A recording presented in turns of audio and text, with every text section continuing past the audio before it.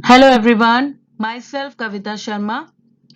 So today we are going to discuss about retail record maintenance. In the further slides, we will study about record maintenance, database management system and laws which are to be followed in record maintenance. Well, what is record maintenance?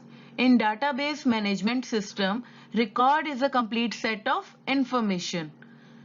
Records are composed of fields, each of which contain one item of information.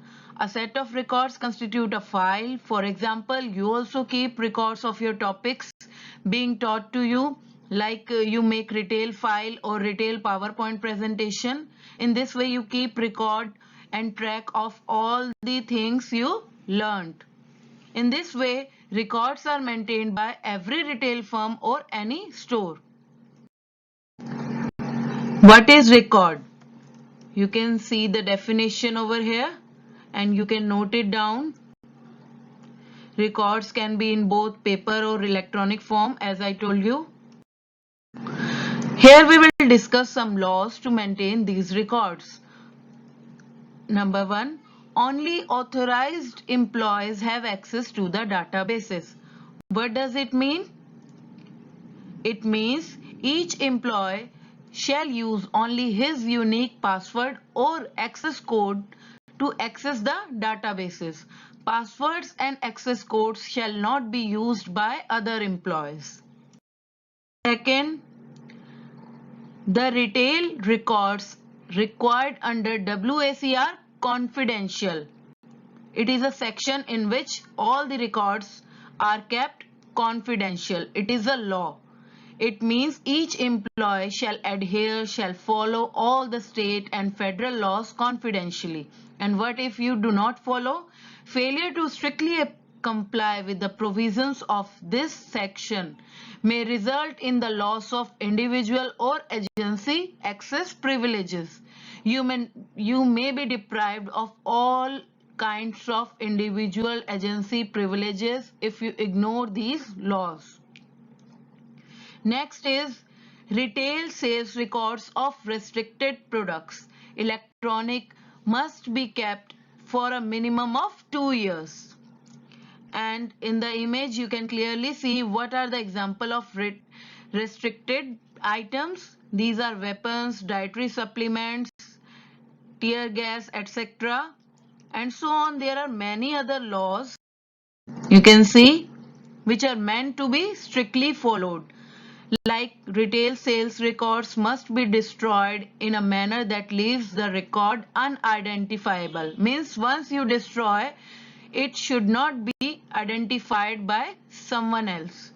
Records need to be retained in printed form, but it may be stored in electronic format. Next, we will come to know what is the objective behind maintenance and records of inventories.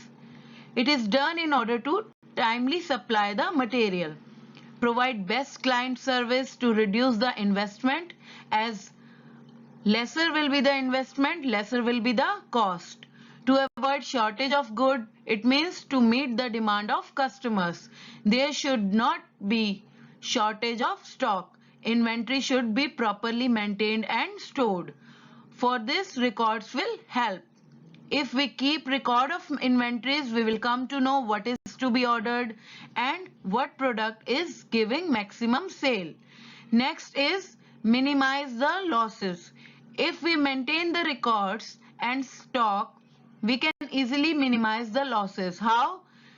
As we will be knowing what is to be ordered and what is the actual quantity we are having, and the inventory will be in fully controlled manner. We can even keep eye on any kind of loss, whether theft or shrinkage. Next objective is to meet unforeseen future demands. As in the above points, we came to know that by record maintenance, we come to know which product are of great demand. Which products in the market are of great demand? So we can graph the sale records of different years and calculate our future demands. And in this way we can minimize the idle time by avoiding stockouts and shortages. Got it? You can note these points. Next, we will study about DEA registration. You must have seen this in your book. What is it? It is Drug Enforcement Administration number. It's an identifier assigned to a healthcare provider or retail pharmacy or any hospital or clinic. The nature of the records to be kept centrally, the exact location where records will be kept, all these are maintained in this section. The name, address, DEA registration number, and the records being maintained centrally, whether central records will be maintained in manual or computer readable form. Now, in this image, we come to a conclusion that record retention and maintenance is concerned with the selection, classification, storage, retrieval, and timely destruction of information. This requires a structured approach in order to comply with the applicable laws and regulations to meet the business needs. You can see in the picture. I hope you liked the presentation. We shall discuss more topics in our next presentation. Thank you.